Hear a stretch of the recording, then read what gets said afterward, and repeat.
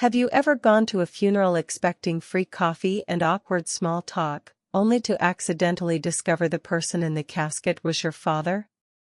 No? Well, neither had Alex.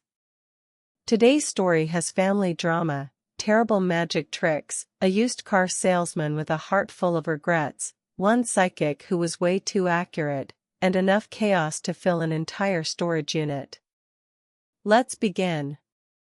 If someone had asked me at 27 what the biggest mystery in my life was, I wouldn't have said my career, my love life, or why every houseplant I bought seemed to die within 2 weeks. I would have said my father. Not because I spent every waking moment wondering about him. Life has a funny way of teaching you to live around unanswered questions. You stop asking because asking doesn't change anything. Eventually, the mystery becomes another piece of furniture in your life, you bump into it occasionally, sigh, and keep walking. Growing up, my mother had exactly one answer whenever I asked about him. He isn't part of our story. That was it. No angry speeches. No heartbreaking confession. No dramatic tales of betrayal. Just one simple sentence delivered with a smile that always looked a little too practiced. He isn't part of our story. As a kid, I accepted it. Kids accept almost anything if the person they trust says it with enough confidence. By the time I was 10, I had stopped making Father's Day cards in school. My teachers eventually stopped asking questions. Instead of making construction paper ties like everyone else, I'd draw dragons, spaceships, or cartoon penguins wearing sunglasses. Those were far more reliable than Father's. Mom never missed a school play. She never forgot birthdays. She worked 2 jobs without complaining, somehow managed to cook dinner most nights, and still had enough energy to remind me that matching socks were not, in fact, optional. She did everything. Still. Every once in a while, usually late at night, I'd stare at my reflection in the bathroom mirror. My eyes looked like Mom's. My smile looked like Mom's. But my chin? No idea. Someone out there had contributed that chin. It became a running joke with my friends in college. Whenever I made a bad decision, someone would shrug and say, "Must have gotten that from your mystery dad." Forgot to pay my parking ticket? Mystery dad. Accidentally dyed my favorite white shirt pink. Mystery dad. Locked myself out of my apartment while taking the trash out wearing fuzzy slippers? Definitely mystery dad. The joke was funny because nobody knew the answer. Least of all me. My best friend Mia believed in exactly 3 things. Coffee. Reality television. And anything that involved crystals. If someone on the internet claimed a particular rock improved your Wi-Fi signal through spiritual alignment, Mia would own 6 of them by Thursday. You have to keep an open mind, she'd tell me. I keep an open mind, I'd answer. No, you keep an open browser tab. That usually ended the conversation. One rainy Friday evening, she called with the excitement of someone who had either won the lottery or discovered a new flavor of iced coffee. You have plans tonight? I absolutely do not. You do now. I don't like that sentence. Too bad. Before I could invent an excuse involving food poisoning or spontaneous amnesia, she continued. Psychic party. I blinked. A what? A psychic party. Is that like book club but with ghosts? No. Wine tasting with spirits? Wrong spirits. I feel like I'm already doing better than expected. She laughed. There'll be tarot cards, palm readings, astrology, aura photography, and a professional medium. That sentence got progressively more expensive. Please? Mia. Please? Mia. I already paid. I sighed. You weaponize friendship. I know. Fine. She squealed loudly enough that I had to hold the phone away from my ear. I'll pick you up at 7. She hung up before I could reconsider. The party was hosted inside an old Victorian house that looked exactly like the kind of place horror movies warn you not to enter. Purple lights glowed from every window. Wind chimes clinked softly on the porch. Somewhere inside, someone was playing relaxing flute music that somehow made me feel less relaxed. This isn't creepy at all, I muttered. It's magical. It's haunted. It's cozy. There are at least 14 candles in the front window. They're scented. Exactly. Inside, the house smelled like vanilla, incense, cinnamon, lavender, and approximately every candle sold in the history of humanity. Crystal bowls sat on every table. Tarot decks were stacked beside bowls of candy. People wandered around carrying glasses of cheap wine while discussing Mercury being in retrograde as though Mercury had personally cancelled their internet service. Mia looked happier than she'd ever looked at Christmas. I love this place. I think my allergies just developed spiritual awareness. She rolled her eyes. You promised to be respectful. I am being respectful. You called the aura photographer the ghost DMB. I stand by that. An hour later I'd somehow collected 3 tiny crystals, a cup of suspiciously herbal tea, and an aura photograph that made me look like an angry blueberry. The photographer studied it carefully. You have powerful emotional energy. I haven't paid my electricity bill yet. She nodded solemnly. That explains the blue. Apparently everything explained the blue. Near the fireplace sat the evening's main attraction. Madame Celestia. She looked exactly how Hollywood imagined psychics. Long silver jewelry. Flowing purple robes. Bright scarves. Rings on nearly every finger. Her gray curls framed a face that somehow looked both grandmotherly and intimidating. She smiled at everyone who approached her. Some guests left laughing. Others left wiping away tears. One man emerged clutching a small crystal turtle while whispering, "It all makes sense now." I sincerely doubted it did. Mia nudged me. Your turn. My turn to politely leave? To get a reading. I already know my future. Oh? I'm going home and ordering pizza. You'll survive. I might not. Before I could escape, Madame Celestia looked directly at me. Not vaguely. Not generally. Directly. She smiled. You. I looked behind me. No, she said. You. Mia was already pushing me toward the chair. Traitor. I sat down. Madame Celestia studied me for several quiet seconds. She didn't touch any cards. She didn't close her eyes dramatically. She simply watched me. You carry a question, she said softly. I carry student loans. She smiled. A heavier one. I laughed nervously. I think everybody has questions. Not like yours. The room seemed quieter. People nearby stopped talking. Even the flute music felt farther away. You've been asking this question since you were very young. My smile faded. I don't know what, it's about your father.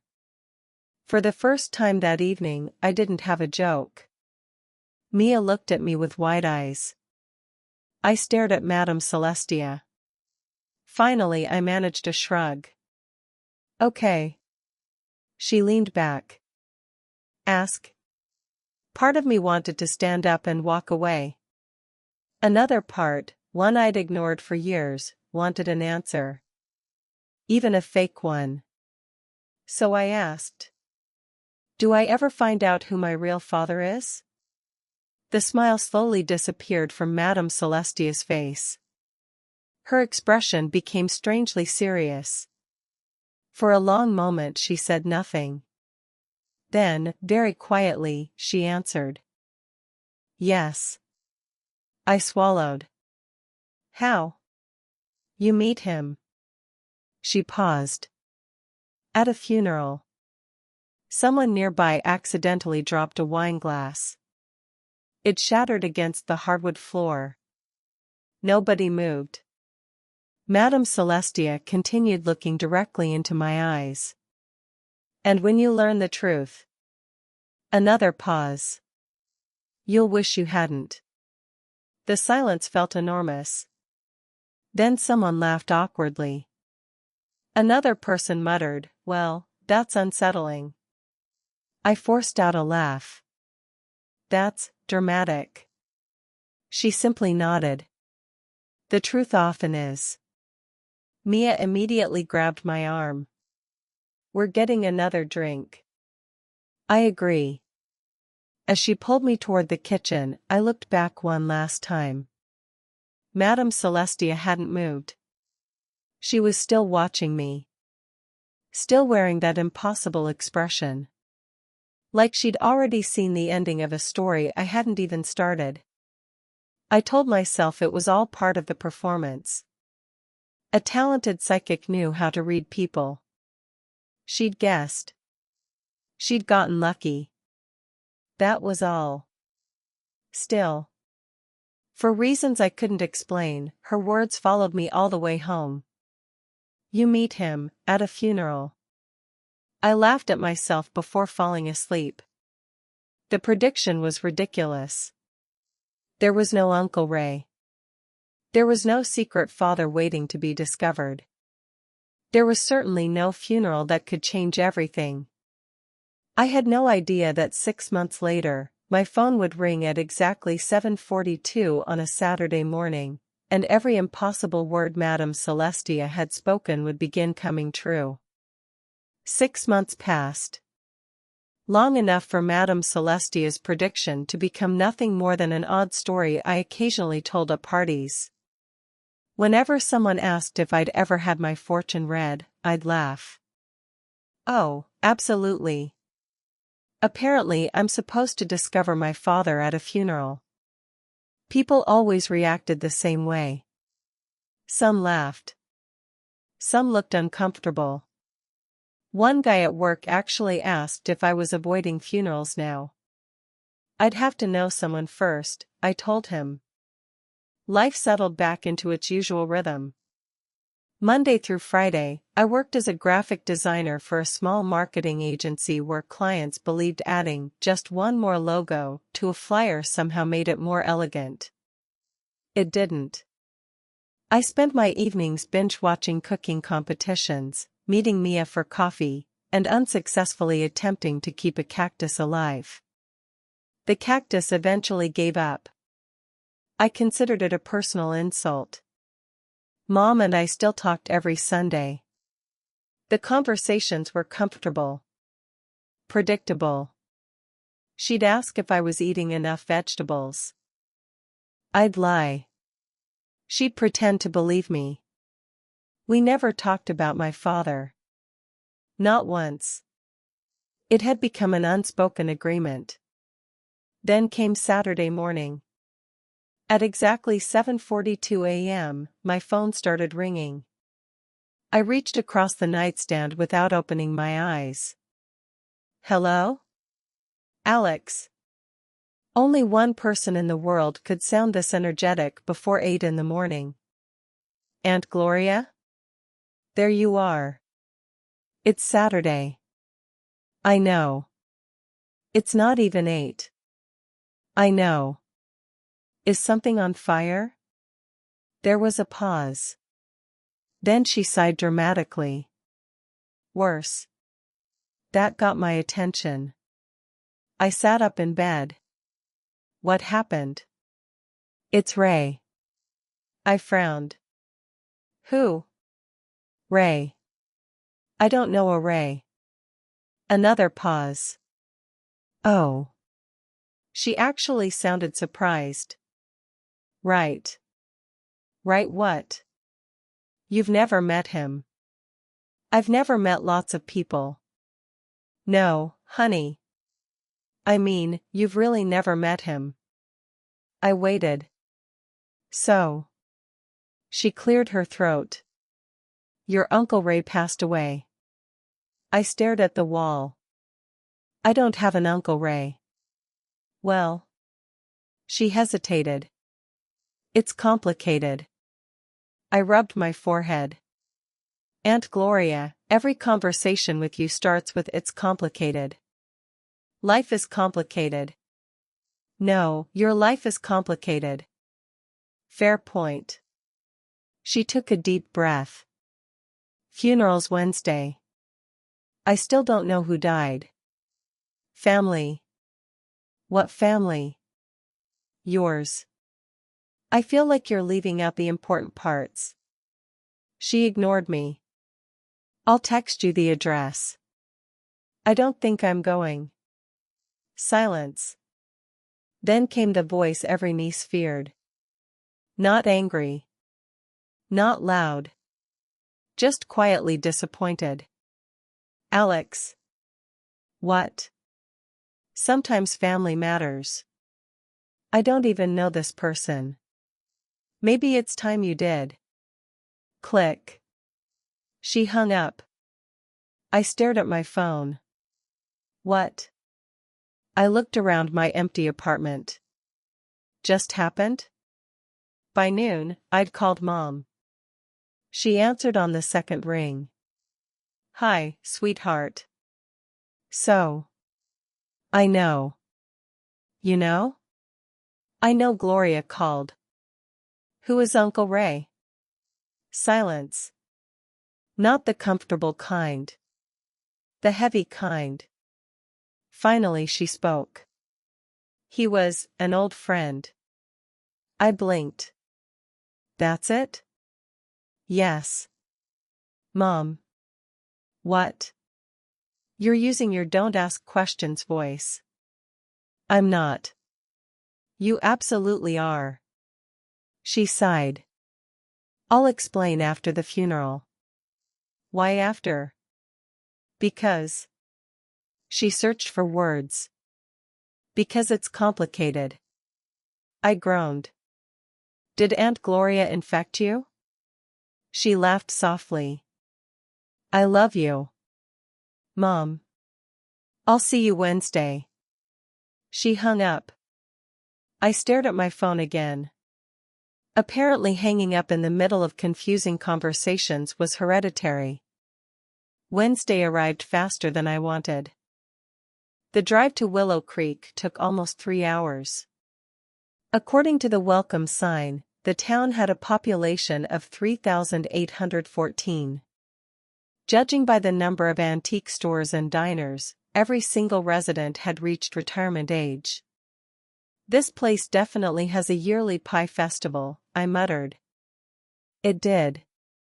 The banner was impossible to miss. Mia had insisted on coming with me. You need emotional support. I need answers. You can have both. She rode shotgun wearing oversized sunglasses despite the cloudy weather. You nervous? I don't even know what I'm nervous about. Funerals are weird. They are. Maybe Uncle Ray was secretly rich. I'm pretty sure that's not how grief works. It could. She grinned. If he leaves you a mansion, I call the guest room. The funeral home stood on a quiet street beneath enormous oak trees. It was beautiful. Too beautiful. White columns. Perfectly trimmed hedges. A fountain shaped like an angel. It looked less like a funeral home and more like the headquarters of sadness. The parking lot was overflowing. Popular guy, Mia whispered. Inside, everything smelled of lilies, polished wood, and coffee that had been sitting too long. People spoke in hushed voices. Someone cried softly near the entrance. A pianist played slow instrumental versions of old love songs. An elderly man sneezed so loudly that half the room jumped. I'd haunt him for that, Mia whispered. I elbowed her. Behave. You started it. Near the guest book stood Aunt Gloria. She spotted us immediately. There she is. Before I could react, she wrapped me in a hug that smelled like expensive perfume and peppermint candies. Oh, sweetheart. I'm okay. I know. You seem less okay. I'm always less okay. That was true. She finally stepped back. You look just like. She stopped herself. Like who? No one. Great. Another mystery. Mom was already seated near the back of the chapel. She looked elegant in a simple black dress. Calm. Almost too calm. When she saw me, she smiled. I'm glad you came. I still don't know why I'm here. You will. That answer did absolutely nothing to improve my mood. We sat together in silence. I leaned closer. Seriously. I know. Who was Ray? She looked toward the front of the room where a large photograph rested beside the casket. For the first time, I really looked at it. A man in his late 50s smiled broadly at the camera. He wore a loud Hawaiian shirt beneath a suit jacket. His tie was crooked.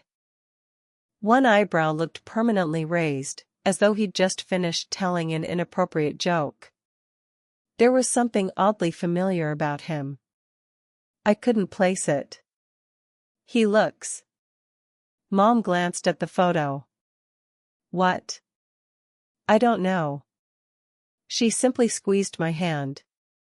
The service began. A local pastor welcomed everyone. He described Ray as a beloved member of the community. Someone coughed. Another person quietly muttered, "That's one way to put it." The pastor continued. Ray lived life with enthusiasm. A woman in the third row whispered, "And terrible judgment." Scattered laughter filled the room. Even the pastor smiled. Apparently honesty was encouraged today. The first speaker introduced himself as Tony. Nobody called him Tony. Everyone called him Big Tony. The nickname made perfect sense. He was enormous. Not just tall. Big. His suit looked like it had surrendered. He approached the podium wearing a leopard print tie that somehow worked. Ray was the worst influence I ever had. Several people laughed immediately. Big Tony nodded. Which is saying something. He pulled a folded piece of paper from his pocket. I wrote a speech. He unfolded it. Looked at it. Folded it again. Nah. More laughter. Here's what you need to know about Ray. He pointed toward the casket. That idiot once convinced me we could make millions selling glow-in-the-dark lawn gnomes. The room erupted. It didn't work. A woman near the front called out, because they melted. They absolutely melted. Tony wiped tears of laughter from his eyes. He sold cars. He loved terrible magic tricks. He thought karaoke was a competitive sport. He proposed twice while dressed as Elvis. Someone shouted, 3 times. Right. Tony nodded. 3. More laughter. I found myself smiling despite everything. Ray sounded ridiculous. The kind of ridiculous that made people forgive him before he even apologized. Then Tony grew quiet. But the thing Ray regretted most. The room fell silent. Wasn't business. Wasn't marriage. Wasn't setting his own pants on fire trying to perform a magic trick. People chuckled softly. It was losing someone he should have fought harder to keep. Mom's fingers tightened around mine. I looked at her. She wouldn't meet my eyes. Something inside me shifted. For the first time all day, I wondered if this funeral had anything to do with me. I immediately dismissed the thought. That would be absurd. Wouldn't it? Big Tony stepped away from the podium. The pastor thanked him. Would anyone else like to share a memory? For a moment, nobody moved. Then, from the front row, a glamorous woman in an elegant black dress slowly stood. Her silver jewelry caught the light. Her makeup was flawless despite obvious tears. She walked to the podium with remarkable confidence. She looked around the room. Then she smiled sadly.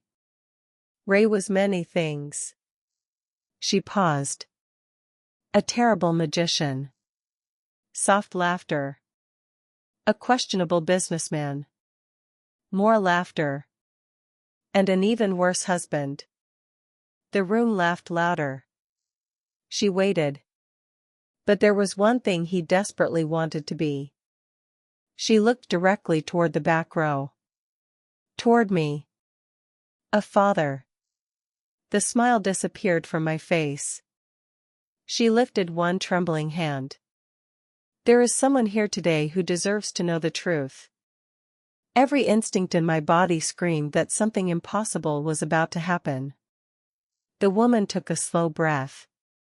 Then she spoke a single sentence that changed everything. Her name is Alex.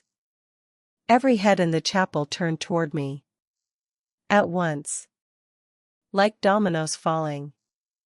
The room became so quiet that I could hear the ticking of the old grandfather clock in the hallway. My heart hammered against my ribs. What? The word escaped as little more than a whisper. Beside me, Mom closed her eyes. Aunt Gloria covered her mouth. Big Tony stared at me as though he'd seen a ghost. The elegant woman pointed gently in my direction. Alex. She smiled through tears. Ray was your father. And just like that, the funeral of a complete stranger became the most unforgettable day of my life. For several seconds, I forgot how to breathe. The funeral chapel, filled only moments ago with quiet sniffles and polite laughter, suddenly felt impossibly small. Every pair of eyes seemed fixed on me. I could hear the faint hum of the air conditioner. The rustle of someone's funeral program. A baby crying somewhere down the hallway. Everything else disappeared. The glamorous woman remained at the podium, her gaze gentle but unwavering. My name is Linda, she said softly. I was Ray's second wife. She managed a sad smile. Which, in Ray's world, made me the optimistic one. A few people chuckled.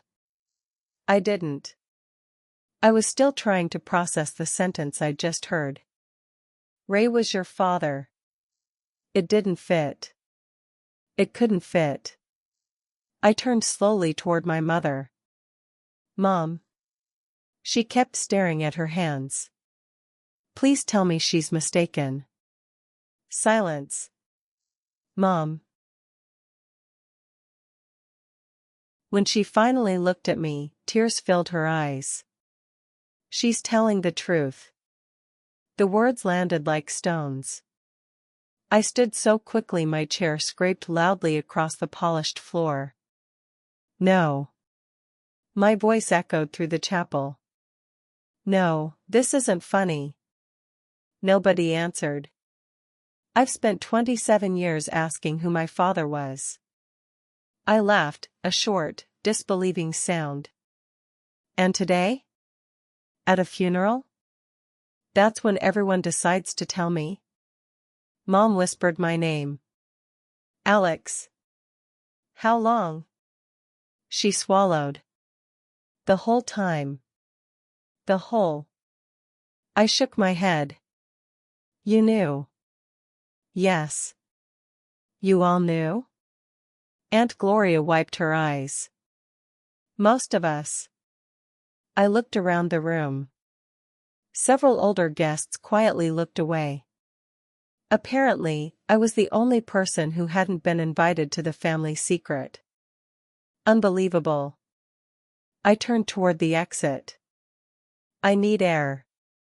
No one tried to stop me. Outside, the afternoon sun felt strangely bright.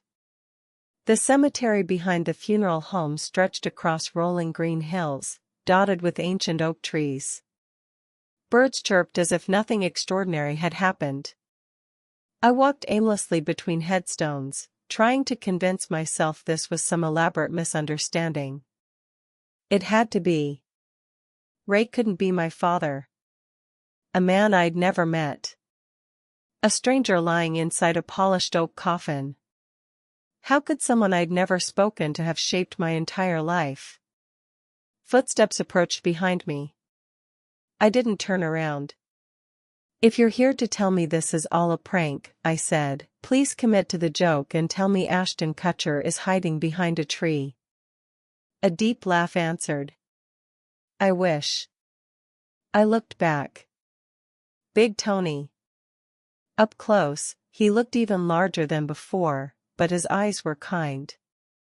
He stopped a respectful distance away. You okay? I stared at him. What do you think? He nodded. Fair. For a minute, neither of us spoke. Finally, he sighed. Ray would have hated this. I folded my arms. He had 27 years to avoid it. I know. So why didn't he? Tony looked toward the cemetery. Fear. I frowned. He wasn't afraid of anything. Tony laughed quietly. That's because you never saw him when he was actually scared. He picked up a small pebble and tossed it across the grass. Your father wasn't afraid of fast cars. Tornadoes. Debt collectors. He once tried to pet what he thought was a friendly wolf. It was a very angry German shepherd. Despite myself, I smiled. Tony noticed. But when it came to apologizing, his smile disappeared. He froze. We sat on a nearby bench beneath an enormous oak tree. Tony rested his elbows on his knees. Your mom and Ray met in the summer of 1997. He was selling cars. She had just moved here. It was one of those relationships that burns bright and fast. I listened quietly. They laughed all the time. They danced in grocery stores. They once drove 3 hours because Ray wanted to eat the world's greatest cheeseburger. Was it? Tony snorted. It was terrible. So naturally Ray claimed it built character. I couldn't help smiling again. He always had a way of making disasters sound intentional. Tony's expression softened. When your mom found out she was pregnant. He hesitated. Ray panicked. There it is. He wasn't ready. He barely knew how to take care of himself. He thought fatherhood meant he'd ruin your life. So. I finished the sentence for him. He disappeared. Tony nodded slowly. The biggest mistake he ever made. A few minutes later, Linda joined us. She carried a weathered shoebox tied with faded blue ribbon. Mind if I sit? I shrugged. She sat carefully beside Tony. Neither of them rushed to speak. Finally, she placed the box between us. "He wanted you to have these." I looked at it suspiciously. "What's inside?" "Proof." My hand shook slightly as I untied the ribbon. Inside were dozens of envelopes. Every single one addressed to me. Some in neat handwriting. Some scribbled quickly. None had stamps. None had postmarks. None had ever been mailed. I picked up the first one. The envelope simply read, "For Alex, age 5." I opened it carefully. Inside was a folded sheet of paper covered in messy handwriting. "Dear Alex, you're probably learning to read now. I hope you're better at it than I was. If someone tells you magic is real, don't believe them. Unless they're talking about chocolate cake. Then absolutely believe them. Love, Dad." My vision blurred. I quickly opened another. "Age 9. Dear Alex, today I drove past your school. You were carrying a backpack almost as big as you. You looked happy." I almost stopped. I didn't. I wish I had. "I'm sorry." I stared at the page for a long time. Linda quietly wiped away a tear. "He wrote those every year. He never stopped." I looked at her. "Then why didn't he send them?" She gave a sad laugh. "Because Ray had a terrible habit." "What habit?" "He believed tomorrow was always a better day to fix yesterday." Tony nodded. "And eventually, there weren't enough tomorrows." The funeral reception was held in the community hall across the street. It wasn't quiet. It wasn't solemn. It was, somehow, exactly what everyone insisted Ray would have wanted.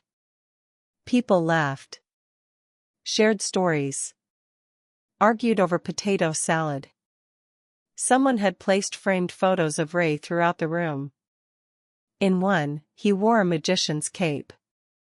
In another, he balanced 3 bowling pins on his shoulders. One picture showed him standing beside a bright yellow sports car with a handwritten sign reading, "Totally runs great."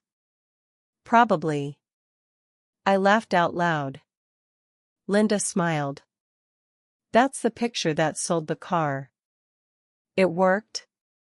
The buyer appreciated honesty. As we moved through the room, complete strangers kept introducing themselves. "You must be Alex. Your dad helped me fix my roof. He accidentally fell through it." Another woman grinned. "Ray once babysat my twins." "How'd that go?" "They learned poker." An elderly man chuckled. "He convinced the mayor to judge a chili cook-off while wearing a pirate hat." Someone else added, "He lost a bet and spent an entire parade dressed as a giant banana." Every story painted the same picture. Ray wasn't responsible. He wasn't organized. He definitely wasn't perfect. But somehow, people loved him anyway. Not because he never made mistakes. Because he admitted them. Usually after making 3 more. Later that afternoon, Big Tony carried over an old photo album. "Thought you might want this." Inside were dozens of faded photographs. There was Ray fishing. Ray camping. Ray standing beside cars. Ray performing card tricks for laughing children. Then I reached a picture that made me stop. A young woman with long dark hair stood beside Ray. They were laughing so hard neither looked at the camera. "Mom." She couldn't have been older than 23. Ray looked at her the way people look at fireworks. Completely captivated. I turned the page. Another photo. The 2 of them dancing barefoot in a backyard. Another. Eating ice cream on a park bench. Another. Holding hands on a beach at sunset. They really loved each other. Linda nodded gently. They did. So what happened? The wrong timing. The wrong choices. And too much fear. As the afternoon faded into evening, most guests began heading home. I found Mom sitting alone outside beneath a flowering tree. She looked exhausted. I sat beside her. Neither of us spoke for a while. Finally, I asked the question I'd been carrying all day. Did he know about me? She closed her eyes. Yes. Did he ever try to come back? A few times. What happened? I was angry. Were you right to be? She looked at me. I honestly don't know anymore. The honesty surprised me. I wanted to protect you. I know. I thought if I kept him away. Her voice broke. You'd never feel abandoned. I reached over and took her hand. You did what you thought was best. She nodded through tears. I should have told you sooner. Probably. I'm sorry. For the first time in years, there were no secrets between us. Just two people trying to understand the past. As we prepared to leave, Linda hurried across the parking lot. Alex. She held out a large manila envelope. I almost forgot. What's this? The last thing Ray left. I opened it carefully. Inside was a small brass key attached to a faded plastic tag. Unit 47. There was also a sealed letter with my name written across the front. Linda smiled sadly. He updated that letter every few years. He always hoped you'd read it someday. I turned the key over in my hand. What does it open? Tony grinned. If I know Ray. He laughed. Probably something completely ridiculous. Linda nodded. Oh, it's definitely ridiculous. I looked at the key. Then at the letter. For the first time all day. I wasn't just mourning the father I'd never known. I was about to meet him. One apology. One memory. And one mysterious storage unit at a time. The brass key felt heavier than it should have. It was old, scratched, and attached to a faded plastic tag with two simple words stamped into it. Unit 47. I turned it over in my hand as we stood in the parking lot outside the funeral home. The afternoon had begun to fade into evening, painting the sky in shades of gold and pale orange. Linda adjusted her sunglasses. Ray talked about that storage unit more than he talked about his cars. Big Tony laughed. That's saying something. What's inside? I asked. Tony shrugged. Knowing Ray? Half junk, half genius. And which half is which? No one's ever figured that out. Mom walked over quietly, folding her cardigan against the cool breeze. You don't have to go today. I looked at the key again. If I wait, I'll spend all night wondering. She nodded. I'll go with you. So will I, Aunt Gloria announced, appearing seemingly from nowhere while carrying a paper plate piled with leftover cookies from the reception. I brought snacks. Tony blinked. From the funeral? She looked offended. They were homemade. Linda smiled. That's the most Gloria thing I've ever heard. Storage Plus of Willow Creek sat on the edge of town beside an old railroad line that looked as though no train had used it in decades. Rows of metal storage buildings stretched into the distance beneath the late afternoon sun. A faded office stood near the entrance with a sign that proudly declared, We treat your stuff like family. Tony frowned. That's either comforting or slightly concerning. Inside the office, an elderly manager looked up from a crossword puzzle. Can I help you folks? Linda placed the key on the counter. We're here for Ray Dawson's unit. Recognition crossed the man's face immediately. Oh.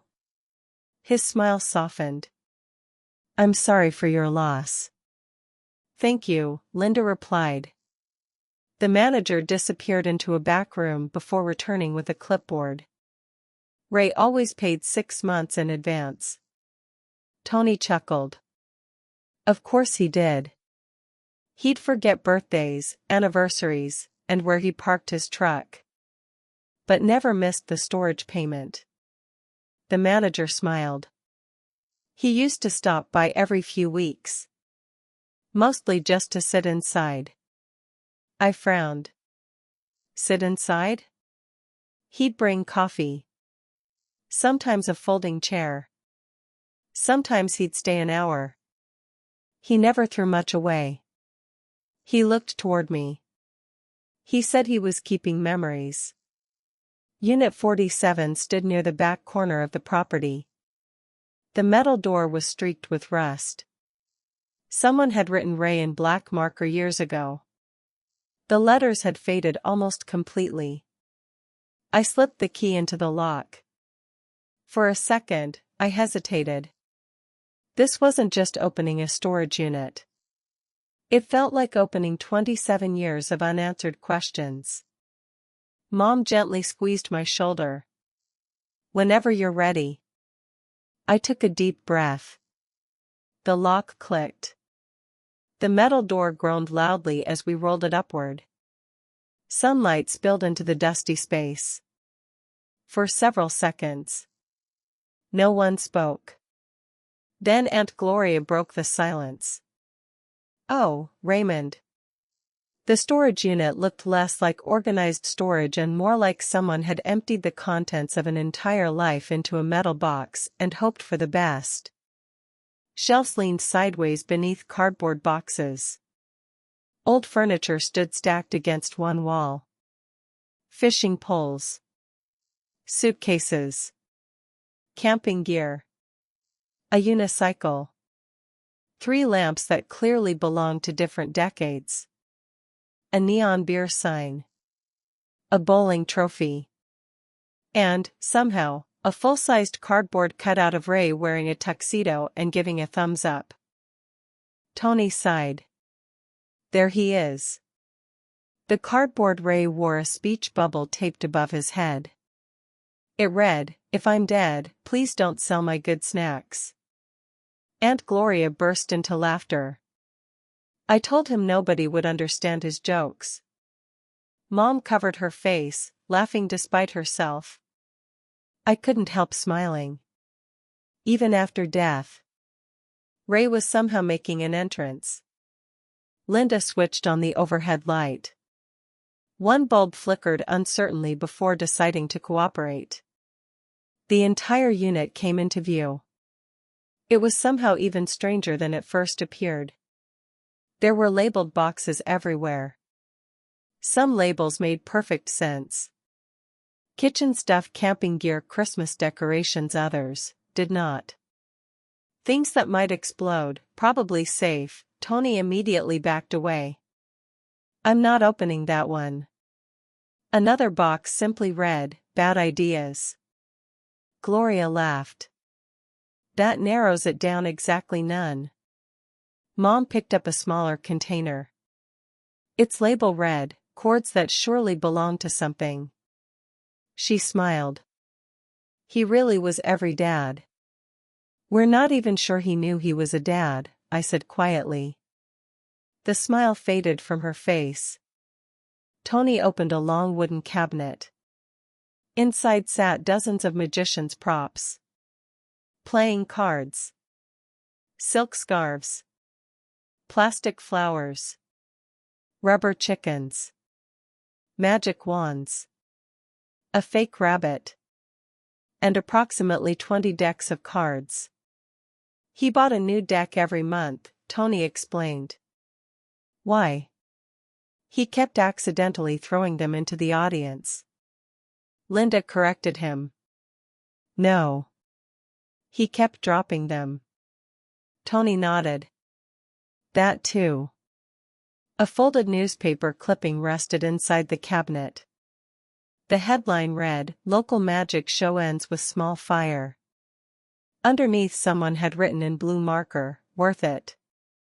I laughed out loud. Mom smiled. I remember that.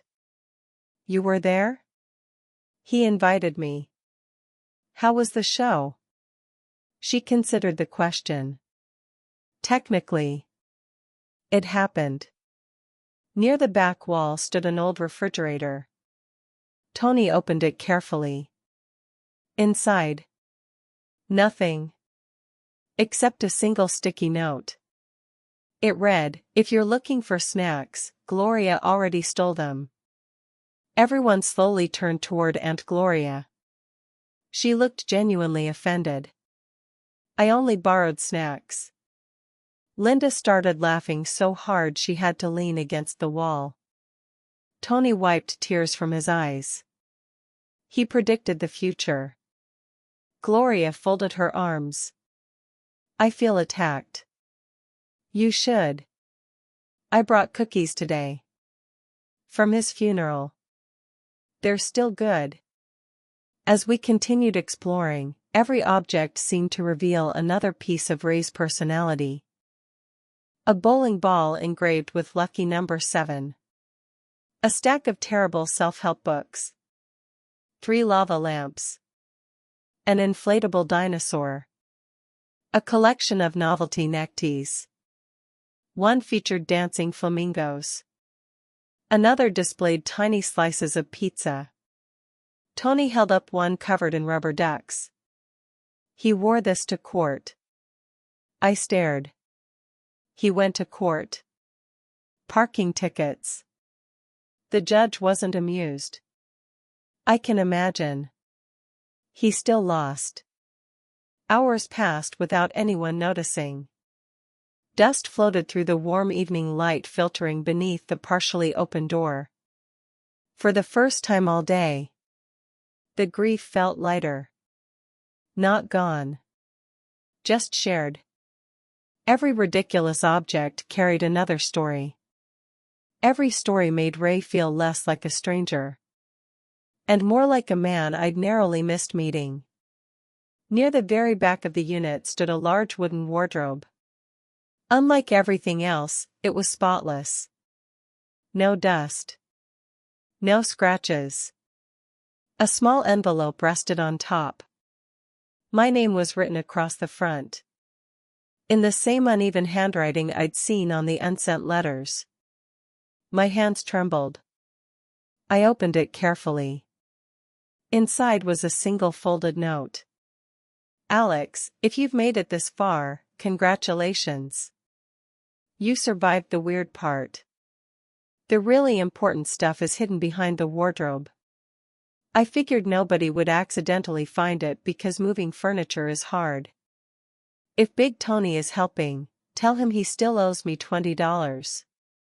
Love, Dad. Tony looked over my shoulder. I absolutely do not owe him $20. Linda raised an eyebrow. You do. He sighed. I forgot about that. Together, we pushed the wardrobe away from the wall. It took all 4 of us. Behind it sat a neat stack of identical plastic storage bins. Unlike everything else in the unit, these were carefully organized. Each carried a handwritten label. Alex, birth to age 5 Alex, ages 6 to 10 Alex, ages 11 to 15 Alex, ages 16 to 20 Alex, ages 21 to 27. I froze. So. My voice barely worked. He really was watching. Mom quietly covered her mouth. Tears rolled down her cheeks. Linda gently rested a hand on my shoulder. He never stopped wondering how you were doing. With shaking fingers, I unclipped the lid of the very first bin. Inside were newspaper clippings, photocopies of school newsletters, photographs taken from a distance at community events, little souvenirs from places I'd visited as a child, and dozens of handwritten notes dated over nearly 3 decades. Resting on top of everything was a worn leather journal. A sticky note clung to its cover. It read, "Start here." I stared at it for a long moment. Then I slowly picked it up, knowing that whatever waited inside those pages was about to change the way I remembered a man I'd never truly known. For a long moment, I simply held the journal. The leather cover was cracked from years of use, and the corners had softened with age. A faded elastic band held it closed. It looked ordinary. But nothing about that day had been ordinary. Mom stood beside me without saying a word. Linda and Big Tony quietly stepped back, giving us space. I slid the elastic band off and opened to the first page. In thick black ink, Ray had written, "If Alex is reading this, then I ran out of second chances." I swallowed hard. The next page began several years earlier. May 12th, bought another notebook. Maybe this is the one I actually fill. Tony says writing is cheaper than therapy. Tony is wrong. Therapy would probably tell me to stop buying notebooks. I smiled. Even in writing, Ray sounded exactly like everyone had described him. The following pages were filled with stories from his everyday life. Some were funny. Some were embarrassing. Some were heartbreakingly honest. August 4th saw Alex today. She couldn't have been more than 5. She was feeding ducks at the park with her mom. One duck stole her entire sandwich. She laughed instead of crying. That's when I knew she got her mother's heart. Definitely not mine. If I'd lost my sandwich, I'd still be complaining. I laughed quietly. Mom wiped away another tear. I remember that day. You do? She nodded. You cried because you wanted to feed the duck again. I don't remember that. You also tried to hug it. That sounds like something I'd do. It absolutely does. The next entry was dated 3 years later. September 1st, first day of school. I parked across the street like a complete idiot pretending not to watch. She looked nervous. Then another little girl walked over and took her hand. Just like that. She smiled. Kids are incredible. Adults should learn from them. There was a small Polaroid tucked into the page. The picture was blurry, clearly taken from a distance. It showed a tiny version of me wearing an oversized backpack. I stared at it. He really was there. Linda nodded. As often as he thought he could be without making things worse. The journal continued. Every few pages, Ray interrupted himself with random observations. Important reminder: never buy discount fireworks again. Especially if they come with instructions translated by someone who clearly guessed. Another page simply read, bought a treadmill. Hung clothes on it. Mission accomplished. Even Mom laughed. He always wanted to get healthy. Did he? For about 48 hours every January. Further into the journal, the tone changed. College graduation, drove 3 hours to watch from the back. Couldn't find the ceremony. Apparently there were 2 universities with almost the same name. Ended up attending someone else's graduation. Clapped for strangers. Ate free cake. Still managed to mess everything up. One day I hope she laughs at this.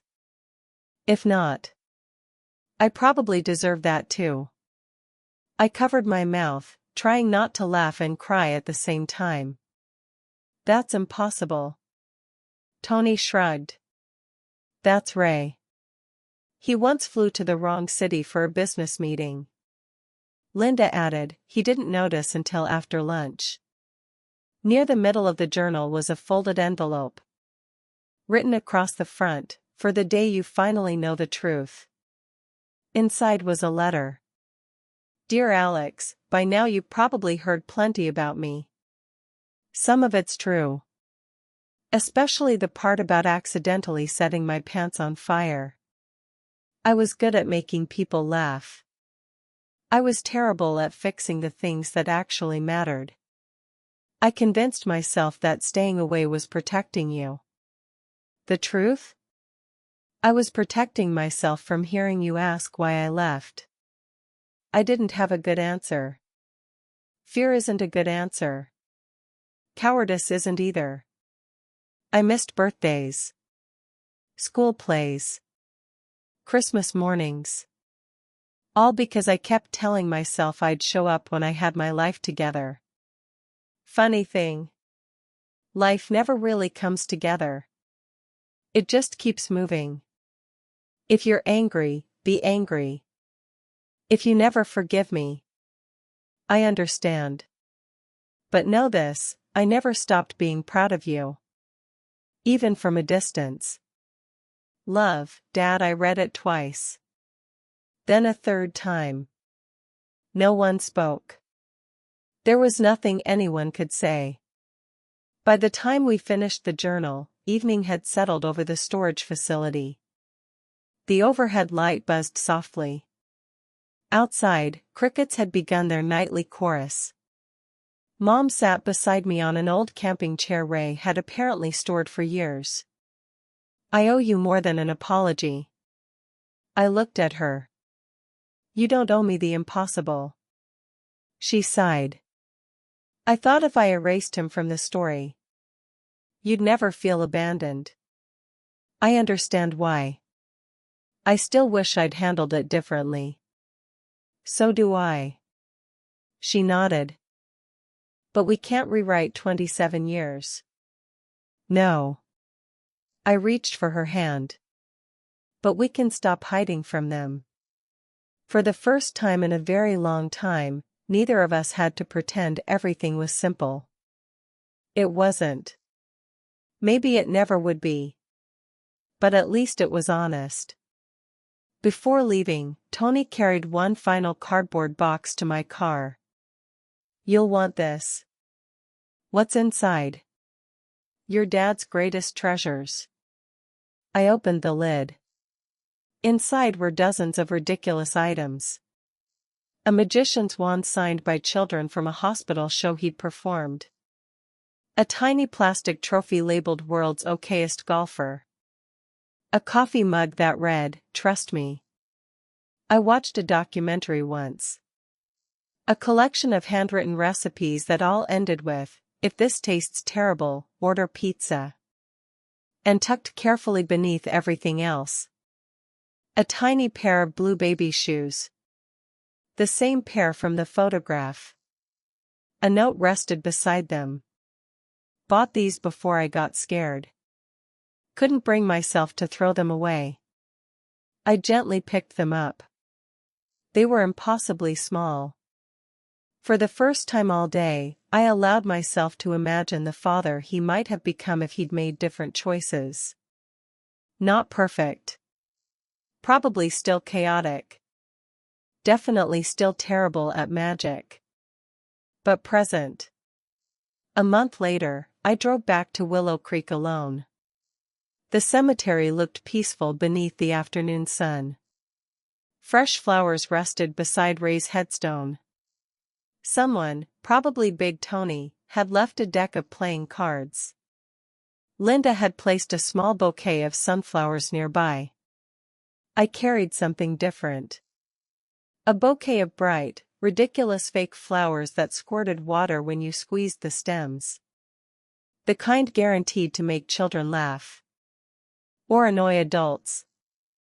I suspected Ray would have approved.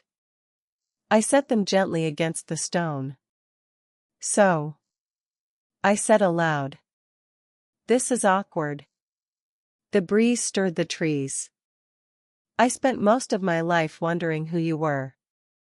You turned out to be exactly the kind of man everyone warned me about. I smiled. A disaster. A crow landed on a nearby branch. It looked at me as if waiting for the rest. You missed a lot. So did I. I wish we'd had the chance to argue. I had quite a speech prepared. The wind rustled the leaves overhead. But I looked down at the flowers. Thanks for writing everything down. It wasn't enough. But it was something. And sometimes. I laughed softly. Something is all that's left. I stood there for another minute before turning toward my car. As I reached the cemetery gate, I heard laughter drifting across the hill. Not mysterious. Not supernatural. Big Tony and Linda had just arrived carrying folding chairs and coffee. Thought we'd keep him company, Tony called. I smiled. I'll join you. For the first time, I wasn't visiting a stranger's grave. I was visiting my father's. The man who never quite figured life out. Who failed spectacularly. Who loved awkwardly. Who regretted deeply.